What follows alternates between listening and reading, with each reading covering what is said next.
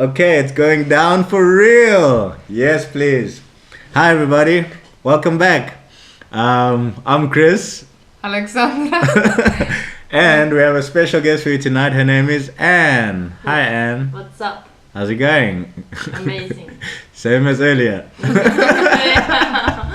Well rehearsed. Well rehearsed. Good job. Good job. So we're talking about technology. Something I actually don't know very much about. There's actually a lot of things I don't know a lot about, to be honest, and this just happens to be one of them. So I'm just gonna talk a whole lot of BS about technology from what I do know, and what I do know is not that much, except from what I see on Facebook and stuff. Yeah. Okay, so do you feel that technology is creeping over our behinds, like trying to catch us? I feel so, yes. I feel actually technology is making us more lazy as human society. You know, I mean, who invented the remote control?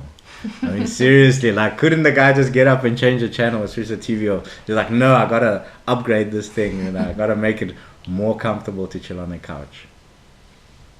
You know. So I mean, it is making us more lazy. Cars are getting faster, planes are getting faster. Everything's just becoming more easier for us to do less with ourselves, rather to rely on something to do more for us. Definitely, we became dependent. I mean, there are plenty of people that cannot they cannot do basic stuff. I mean, they don't know even I don't know how to chop the wood, or like some basic survival kit. I mean, nothing. They are just hooked on their apps and their phones, telling them where to go, when to go, and how fast, because they will know exactly in what time they will reach the place. But the thing is, the society is evolving, and I think it's a good thinking that we want to upgrade. And in a way, I think technology buys us time. You know, all the gadgets and everything, it's giving us time.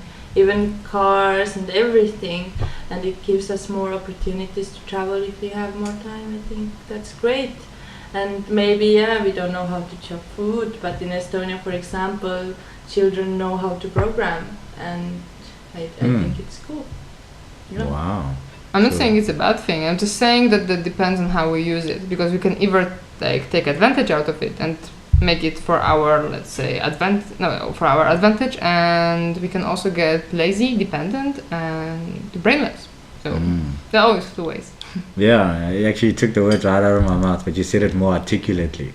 I was just gonna say I agree with you, Anne, as well, about what you said about it buys us time, technology, because it also depends on what you do at the time. You know, like you said, Ola, if you have the time but you don't use it productively, then why have the extra time?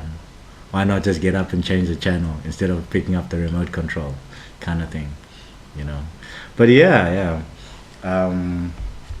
I think also what scares me about the whole Facebook thing is the face recognition. Oh yeah. That is oh my god. Creepy as hell. I mean. And I saw this thing the other day. It said, I opened Facebook and I said, would you like to activate face recognition? And I'm like, I thought it was long time activated. You know, it's I've seen it a lot of times. Every time I want to tag someone, it knows who I want to tag. Yeah. How?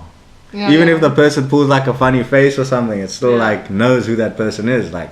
How? And it has also both sides, because on one side, I mean, they point out, let's say, how it improves the security of the application, that you can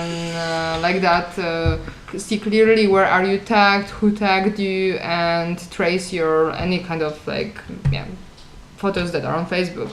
But on the other hand, I mean, this thing knows how the hell you look. I mean, this is not normal. So, I don't know, I have mixed feelings about it. For me, it's really creepy when some application points oh, is that you, Alexandra? Nope!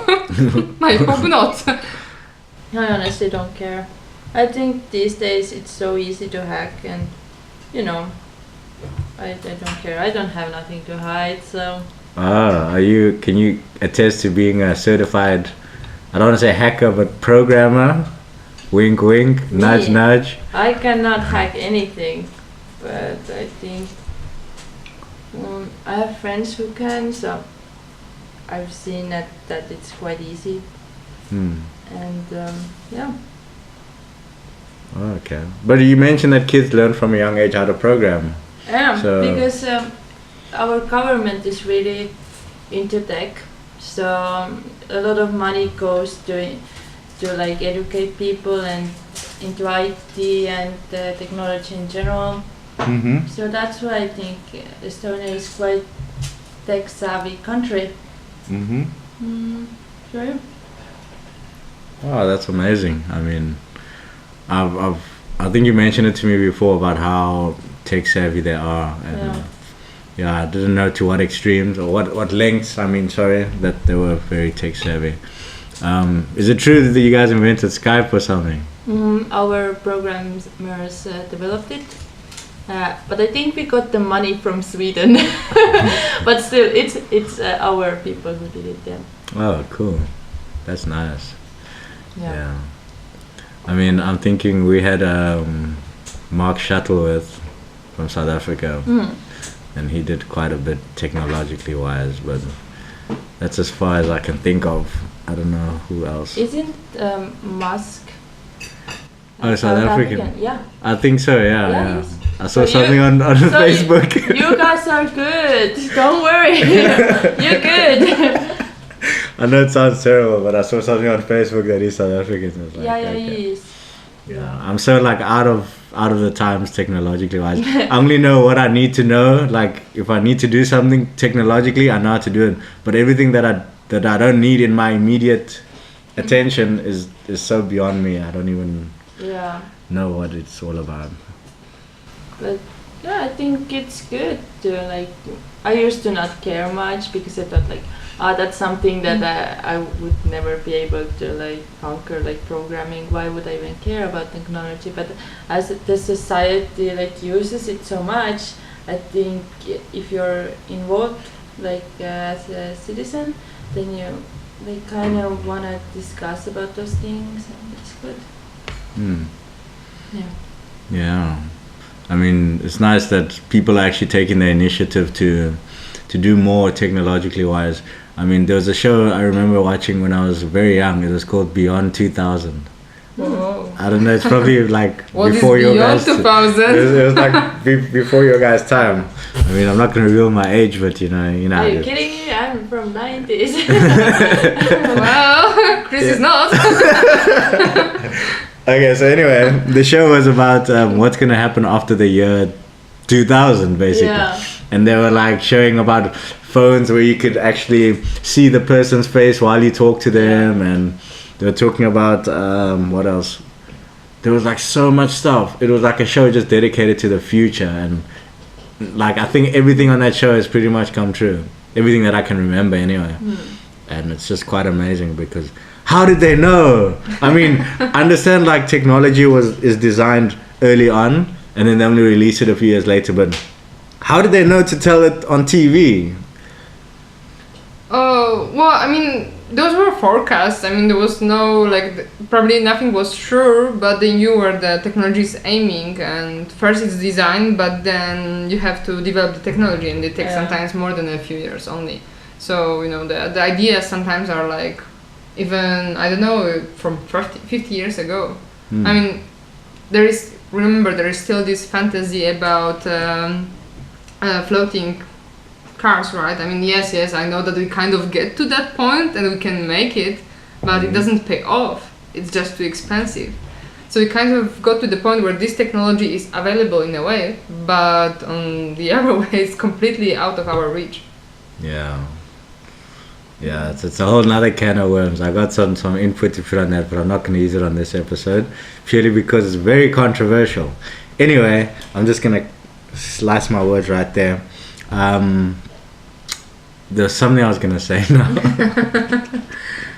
So, Yes. what are your thoughts on how technology will eventually evolve? Do you have any predictions as to what you might see in the future, like in terms of, like, for example, teleportation and stuff like that, or you know, I mean, do you have any like ideas as to? Like, I'm actually quite excited about space travels. I think we're moving towards it like faster than ever because there's a lot of private companies as well that are now putting investments in. So I think that's gonna like evolve fast. So that's really cool, and it's cool that we're like starting to look beyond our like Earth, see more. And also I think what's cool is that we are putting more effort in renewable energy, I guess. It's important because the climate is changing, and so these two I think are important, something I look into a lot. Yeah. And what else?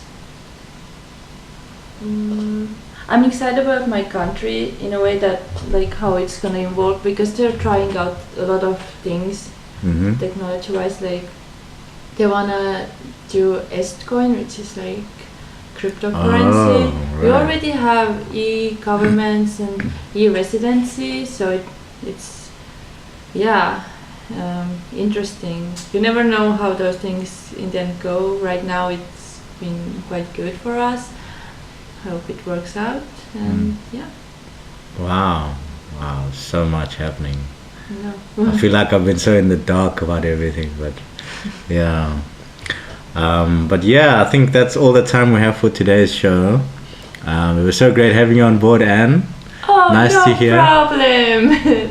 Nice to hear your thoughts on the matter and how things are evolving. And yeah, as usual, Alexandra, it's a pleasure. Bless you. As always. As always. Okay, so till next time, guys. Ciao. Bye bye. Yeah.